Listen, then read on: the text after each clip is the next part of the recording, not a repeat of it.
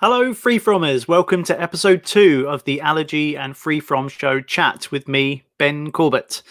We were overwhelmed with the reaction to last week's AFF chat, so thank you so much. To be able to connect with you all and not feel isolated is a real privilege for me personally, and I know the whole team over here are sending you their positive thoughts. So keep sharing, keep watching, keep commenting, keep sending us stuff because we love it. Thank you very much. If anything, it's actually made me more excited to see you all in London and Birmingham this autumn. You can get your free tickets in the video description below. But in the meantime, we're back with hints, tips, recommendations, anecdotes, and news on all things freefrom. Come see us right here every week, where we're going to have stars like MasterChef winner Jane Devonshire, Bake Off star Rosie Brandreth Pointer, and Charles Burns of The Apprentice coming to chat in the coming weeks, as well as cook-alongs, demos, and puppet shows. That's right. I said puppet shows. What a series 1 finale that's going to be.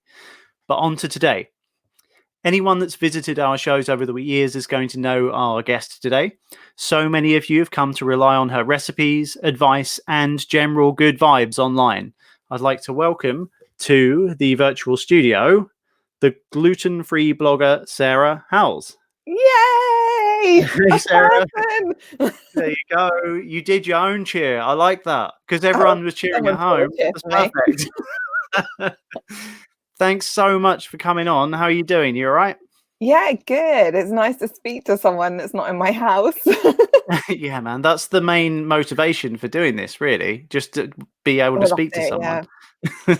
So for people that don't know your work, and I'm sure there aren't many that are watching, do you want to just tell us about who you are and what you do?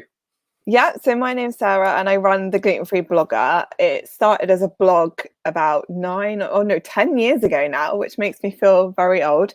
And yeah, so I started off just writing about my life with celiac disease and living a gluten-free life. And it's kind of turned into this bit of a beast now, really. So I just do like recipes, reviews. I take the mick out myself a lot.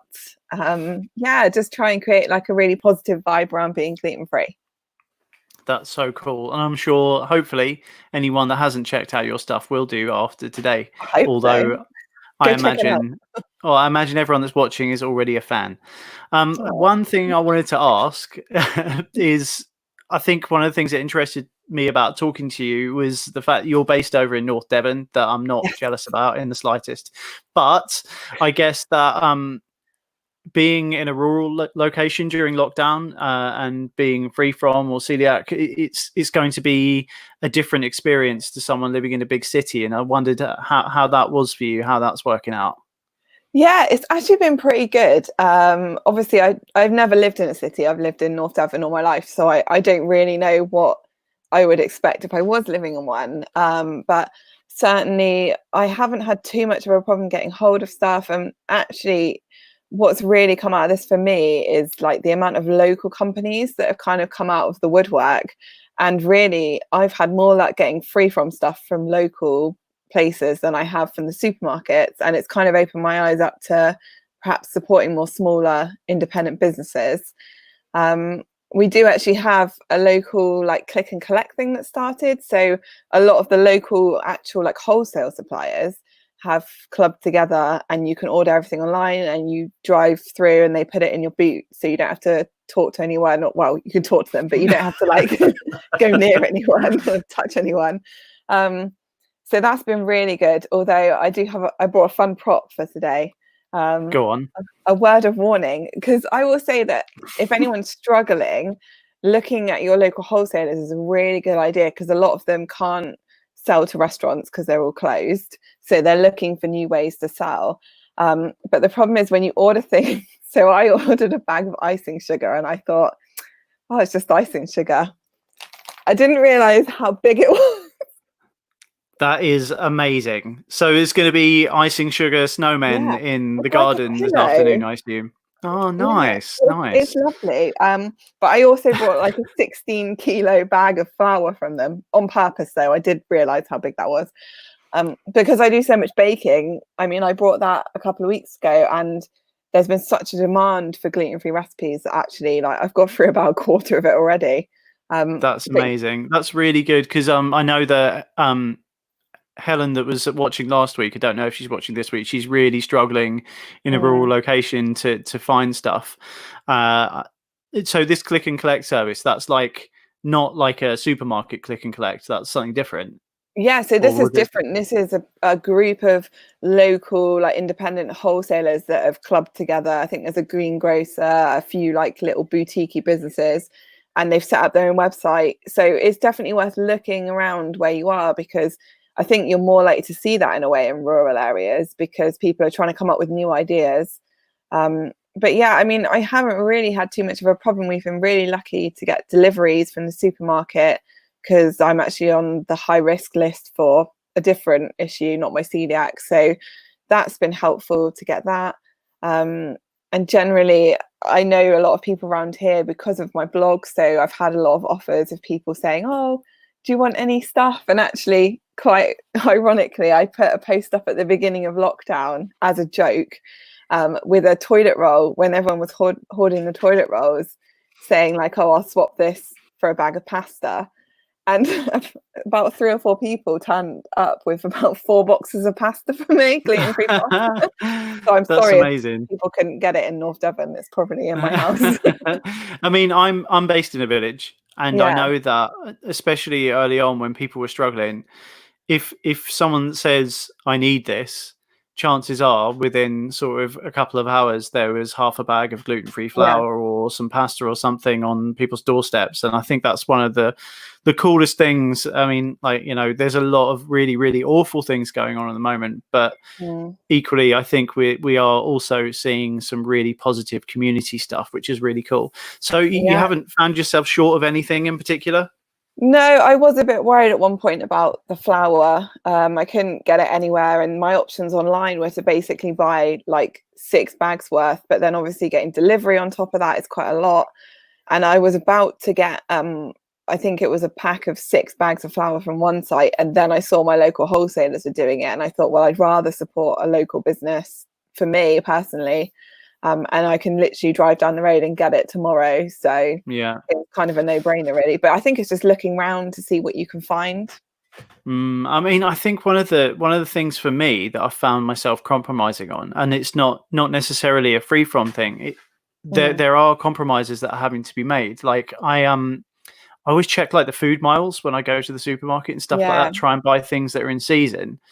But it sort of got to a point where, at least for a few weeks, I was just like, I'm just going to get whatever I can mm, get. And it's like, everyone's having to make these compromises. We did the Just V Show chat this morning where we spoke to Jack, yeah, who's an urban farmer. You can find that over on our Just V Show page, which is our co-locating show. And he was talking about sort of sourcing local and going to yeah, farmers markets or speaking to people that were growing stuff in the local area. And I think like yeah, even if you're not compromising because you can't get things, it's often a question of sort of almost compromising your philosophy in shopping, like I have had to with yeah. food miles, which is a bit weird. Well, yeah, we're the same. Like, I've tried really hard over the last year to cut down how much plastic we use, like single-use plastic. I always use reusable bags. And of course, now with the supermarket shops, they're insisting on using plastic bags because of like the non-contact. But I mean, I'm getting shops and there'll be like an avocado in a bag by itself and a pot of coffee in a bag by itself. And I'm just like, oh, I can't cope with all this plastic. So I'm stocking it all up so I can recycle it afterwards. But yeah, I think there's some things that you just have to kind of make the most of what you've got, unfortunately, which is difficult when you're trying really hard. But obviously, with things like freefrom, you can't make that compromise. So Exactly. Yeah, this is yeah, it, isn't it? Like and luckily you're not having to, which I'm pleased to hear. yeah, I think like there was a lot of worry at the beginning when people couldn't get sort of regular pasta, that people were going mm, to the gluten-free section, and it was yeah, meaning the people that really needed it weren't able to get it. But I haven't heard as many stories like that recently, which I think is a really, really no, positive thing. I mean, I would mm, say you are really, really central in the sort of Free From and Gluten Free community. You've got a big following and a big group as well on Facebook, as well as people that follow your page. Have people been hey to the group? I remember when I posted the photo of you for this week's show, on every group that I posted it into, I was like, come and see Sarah. For the one on your group, I was like, who dis? And everyone was like, my group. They're like the best group of people, and it's the most, not that I'm just being like biased, but it's such a positive space. And I've made a real thing of being like, this is not a group to moan, this is a group where we all help each other and we all post things we love, and it's like the best vibe in there. Like, I love it. Come join the Gluten Free Blogger group. I mean, having your finger on the pulse in that way, is there anything that you found in particular that people have been reaching out to you to ask particularly? Is there a certain question that keeps coming up? There's a couple. So the first thing is, people are really struggling with flour, and I think what's happened is because they couldn't get like the normal Doves Farm flour mix that you normally would buy in the supermarket, people either don't have flour or they've gone and panic bought things like almond flour, coconut flour, which like the Free by Doves Farm and that sort of thing are kind of blended to be as close a match as we can get, really. Whereas if you're just using like coconut flour, it's definitely not going to react in the same way to using that. So people are being like, oh, I've only got coconut flour, what can I make? And obviously that's a whole different style of baking, because like baking is chemistry, really. So it's been, a lot of people have been saying they've been struggling with things like flour. So that's been one thing. Another thing, people wanting to have a go at things like making bread. That's been really popular. I've been asked that a lot.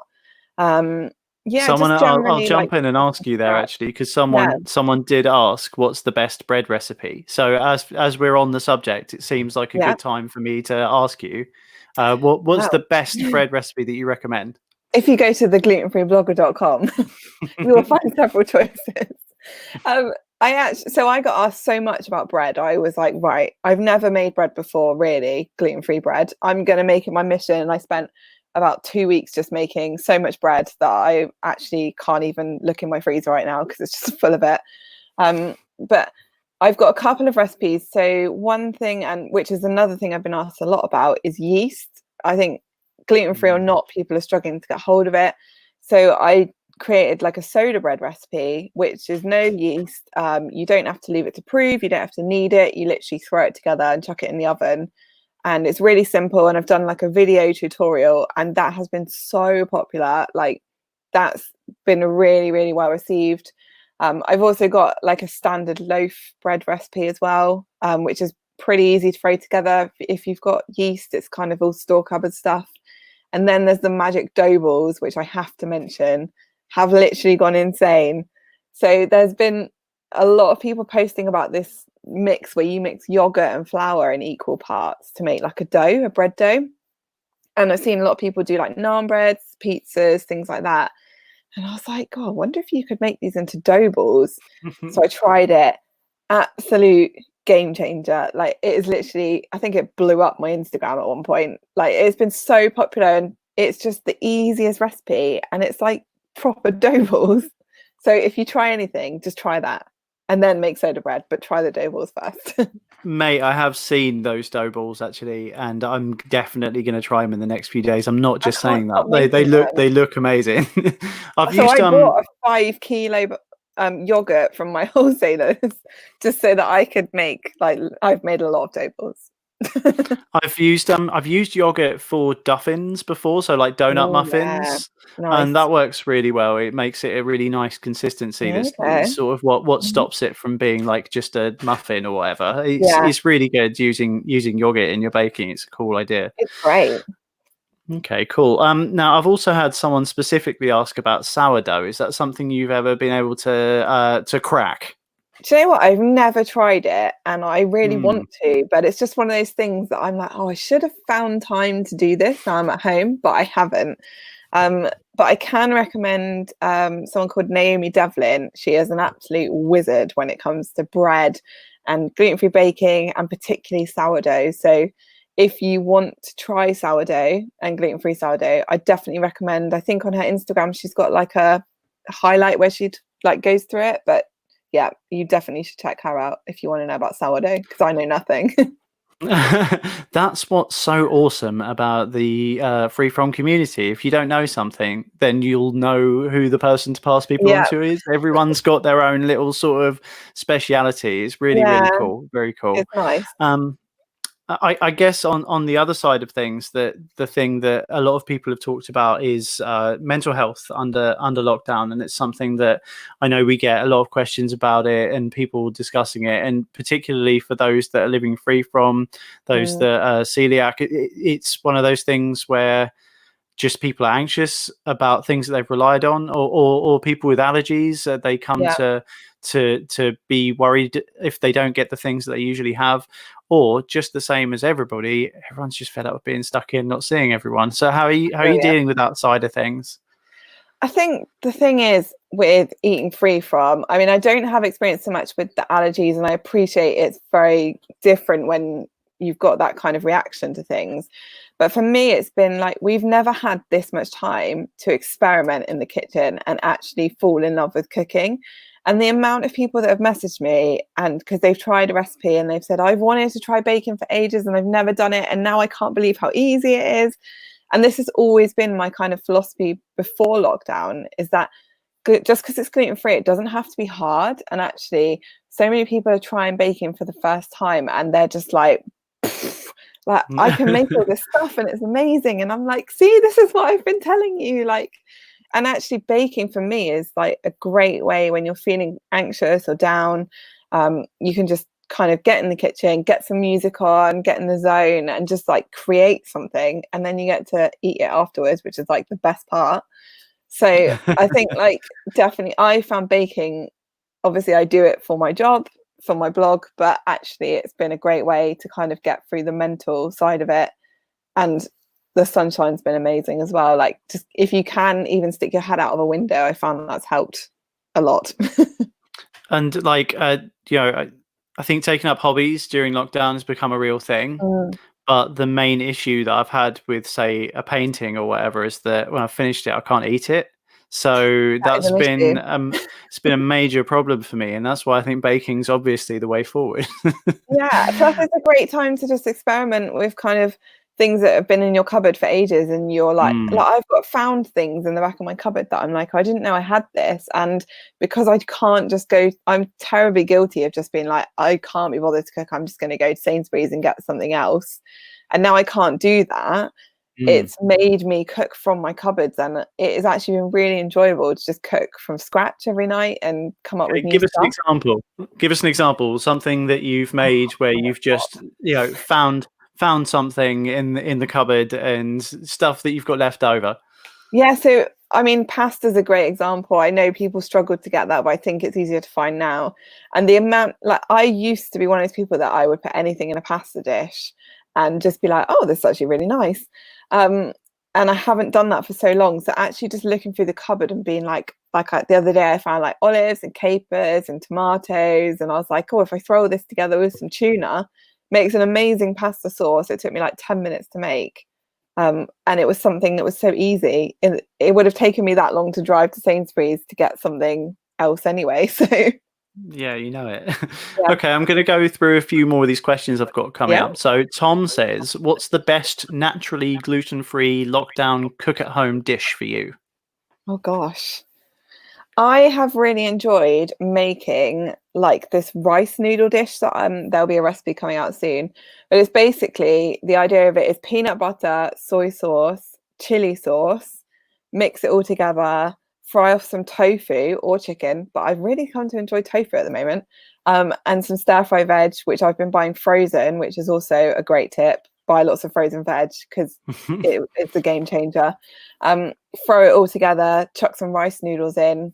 It's amazing. Can't stop eating it. Awesome. Awesome. Thank you. Francesca says that she's definitely going to try the dough balls. She's Yeah, challenging herself to learn to cook this month, you can't which go I wrong with think the is dough brilliant. balls. I want to There you see them go. when you've made them. Helen says that millet makes a good starter for sourdough. She says Okay, don't use anything with potato or it will turn pink. I might write that down. Okay, Although pink there you bread go. sounds amazing. I actually saw someone online. I can't remember who it was, but I'll go. It might have been. I think it was Christine Bailey had Oh yeah. made some bread using custard powder because she'd run out of flour and she'd combined it with something else. And the bread came out really yellow, as you would expect. But apparently it didn't taste of custard, but apparently it was really good. So that was an interesting one. Make pasta with custard powder as well on This Morning, I think. Yeah. Oh, I didn't see that. That sounds cool. I need to There you try go. this. Custard, the magic Write that ingredient. Sarah says she is finding it difficult to find somewhere where she can learn how to make wheat-free dumplings. Do you reckon that? Do you know anyone, or could we point Sarah in the right direction? I'm guessing you mean like the kind of Chinesey dumplings as opposed to suet dumplings. Yeah, I would assume so. I know yeah. I've already shouted her out, but Naomi Devlin has done a tutorial on those, I think on her Instagram, because I remember seeing them and I was like, I need to make those. So again, cool. Shout out to Naomi. There you go. I had someone ask on the Facebook before about whether there was any sort of gluten-free box delivery service. I did notice that Morrison's have got a gluten-free box out now. I saw that on social media yesterday, so that might be something that I can't remember the name of the person, but they might want to have a little look at. I think that takes us through most of the comments. Anyone that I haven't got back to, I will try to. But now we move on to the question that was set by Nat last week. Thanks, Nat. We've got a question train going. So every person that comes on the show, we're going to ask them to submit a question for the guest that's going to be in the next week. Okay, so Nat said, "What's your biggest baking disaster?" Isn't she mean? I don't really know where to start, to be honest. I've had so many.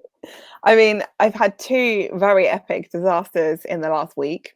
So that's a good start. I decided I wanted to try and make beer bread. I don't know if you've heard of this, but a lot of people have been using beer in bread instead of yeast. Apparently this is a thing. I tried to make it and it came out solid and it just tasted really sweet. It was like beer in bread with sugar. It was just the most disgusting. I just fed it to the birds. I was like, it was horrible. I just put it in the garden, let them eat it. Did you have drunk birds staggering around in your garden for the next week? I haven't seen them for a while, so maybe not. And then I also tried to make a cake without flour when people were asking a lot about no flour, and I think I just got all my quantities completely wrong, and it just ended up in this like greasy, syrupy, like almost kind of like a biscuit. I'm not sure what went wrong, but I promise that I do a lot of recipe development and practice before it goes on the blog. Well, this is it, isn't it? Like, to do something perfect, I never, when I've got somebody coming round, I never cook something for the first time for someone that's coming to my house. No, I just can't bear to do that. I need to be prepared. But there you go. I guess in terms of flour free, I guess the way forward, if you're not dairy intolerant, is cheesecake, really, isn't it? With gluten-free biscuits for the base or something like that. I think that would be a really good thing. You can get these flourless cakes where you use like ground almonds and cocoa powder. And I've got one on my blog that I did, which actually uses mashed potato and mayonnaise. Sounds disgusting, tastes amazing. Trust. Okay, so you're now the 3rd person that I've heard mention mashed potato in some sort of baking or cake in the last week, and I swear I'd never heard it before then. It's obviously a thing. It's good. It works. Yeah. Okay, so finally, last thing. So I'm interviewing you and then Becky next week and then Emma the week after. Before I ask you to give me the question for Becky, I thought this is a perfect opportunity for me to plan out the ideal free-from day of meals. So I'm going to ask you to give me breakfast. I'm going to ask Becky to suggest lunch and Emma dinner. So you've got breakfast. At the end of it, I'm going to say, this is the perfect meal for the day. So you're in charge of breakfast. What am I going to eat? Oh, so breakfast is my favorite. So this is good. I mean, I'm very traditional. I like a good fry up, but it's got to be crispy bacon and then runny eggs and then some gluten-free hash browns and then mushrooms like cooked in butter and then tomatoes and maybe gluten-free sausage. Mate, that sounds brilliant. And do you know And I'm what? really hungry. I was expecting like sweet pancakes or something. So you've really, yeah, I'm surprised and pleased at the fry up. I'm actually a really like, despite all the cakes on my blog, I actually much prefer savoury food. Okay, So cool. yeah. Wicked. So what about your question for Becky next week? Let's get this question train going. Okay, so What shall what I I ask would like Becky? to know from Becky, I've noticed that she's posted a few vegan cakes recently, and I would really like to know what the best egg replacement is, because I've tried a few and I can't seem to find any that I like. And I like any tips she could give on that would be amazing, because her cakes always look great. So I would like some tips. Please Okay, help me. perfect. Right. Okay, I'll ask that then. Other than that, it's just to say, if you got anything interesting coming up on your blog and where can people find you and all that sort of stuff. You did mention a recipe that's coming out soon, didn't you? Yeah, so I am on the glutenfreeblogger.com and at GF Blogger on all my social channels. I've recently revived my YouTube channel as well, so it'd be great if people want to have a look at that. I'm trying to kind of show people visually what recipes should look like at every stage, so that it kind of answers those questions when you're looking at a written recipe and you're like, well, what should that look like? And I have got something coming out next week, which I can't say yet, but it's very exciting. So please give me a follow and I will announce it then. Sorry to be one of those annoying people. You gluten-free bloggers are so secretive. I know, it's great, isn't it? Okay, we will all look out for that. I'm sure it'll be something interesting Yay. and brilliant. So that's all from us. Suffice to say, thanks so much to Sarah for being an amazing guest, as I knew that she would. Thank you, Oh, Sarah. thank you. Thank you for this as well, because I think this is really helpful for people. So No, good no job. worries. Just want to stay in contact with everyone. It's perfect. Right, Yeah. thank you. So next week, tune in again on Friday at 3:30. I'll be welcoming into the virtual studio once again more blogger royalty with gluten-free Cuppa Tea's Becky Excell coming by. Whoop, In the whoop. meantime, if you have any news, stories, tips, or questions for future guests, you can email them to us using the address info@f2fevents.co.uk. Otherwise, just get in touch with us on our social channels. We can't wait to see you guys in the autumn. Get your tickets for London and Birmingham in the video description. But until then, stay home and stay safe, free fromers. Bye bye. Bye.